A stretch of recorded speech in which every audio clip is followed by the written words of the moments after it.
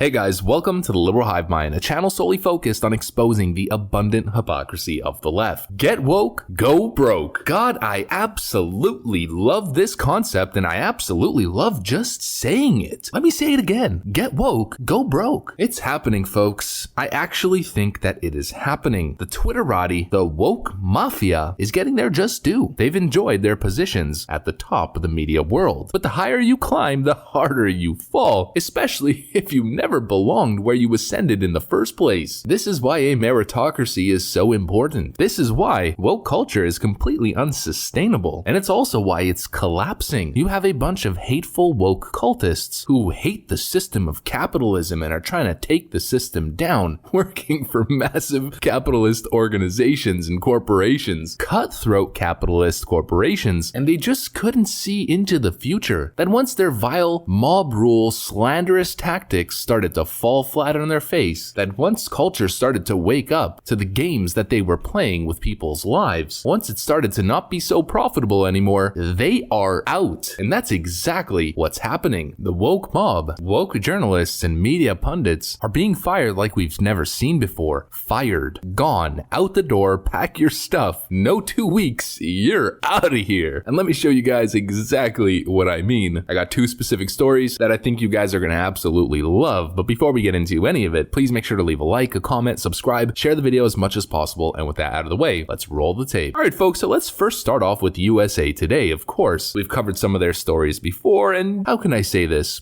Generally, well, they belong in the garbage. The stories, that is. Well, USA Today might be starting to realize that this whole woke culture thing might not be the way of the future. USA Today fires race and inclusion editor who falsely claimed Boulder shooter was an angry white man. This was an editor, folks. The editors at these newspapers, the people who decide what's factual and what's not, are the ones, of course, pushing left-wing propaganda. That all white shooters and all domestic terrorists are all white male MAGA supporters now, aren't they? And of course, at the core of it is all Donald Trump's fault. Here's a tweet from Noam Blum. He says, "The wheel of time turns. Ages come and pass, leaving memories that become legend. Legend fades to myth, and even myth is long forgotten when the age that gave it birth comes again." With these two tweets right over here. Hemal Javeri, Dr. Stephen W. Thrasher tweets, "Well, everything about this hire was wrong. Teen Vogue had become a space for deep critical work of capitalism, race, and gender. McGammon was way too close to the White House/DNC. Had never been an editor, had poor racial analysis plus anti-Asian writing. Staff didn't want her." Then Hemal Javeri responds, "No, Alexi McCammon isn't a victim of cancel culture, and no, didn't lose her job over old tweets. She was, though, put in a terrible spot by higher-ups, which was very unfortunate." A tweet that didn't necessarily age well because, of course, fast forward not even a week forward. Hi friends, some news. I am no longer working at For the Win and USA Today. Here's what happened.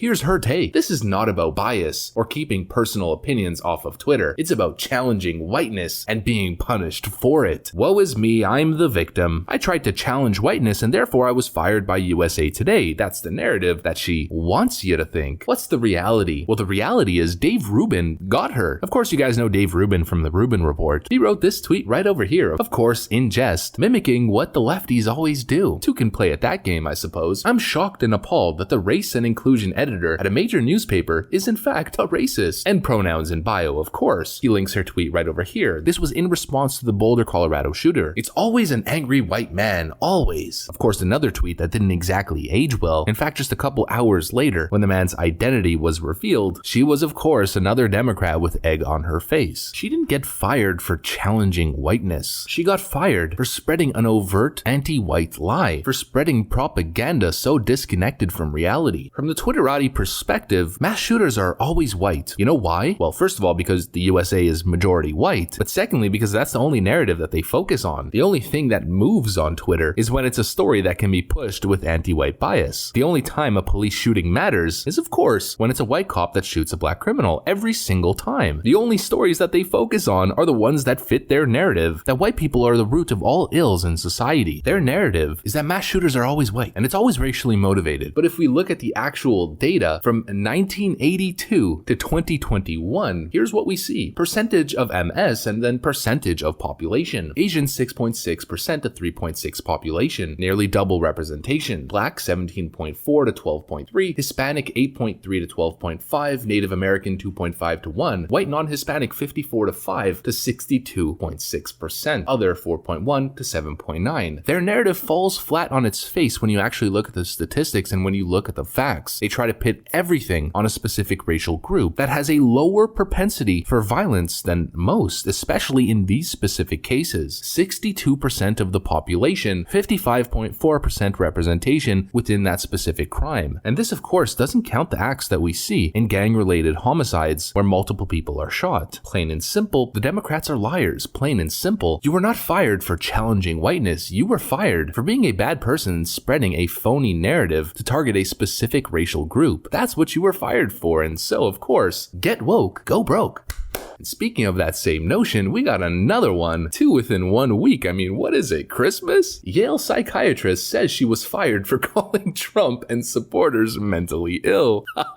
You guys know exactly who this is, don't you? I'm sure you've seen her face a million different times. It's none other than Brandy Lee. Dr. Brandy Lee, Yale psychiatrist who was brought on to every cable news network to psychoanalyze Donald Trump as being mentally ill. She's written books on Donald Trump's mental state. Video headlines like this: top psychiatrist, Trump's mental impairment poses danger to the world, with a segment starting like this. Welcome to the France 24 interview. Now, what if you knew a truth about someone that harbored dangers of such magnitude that it could be the key to future human survival?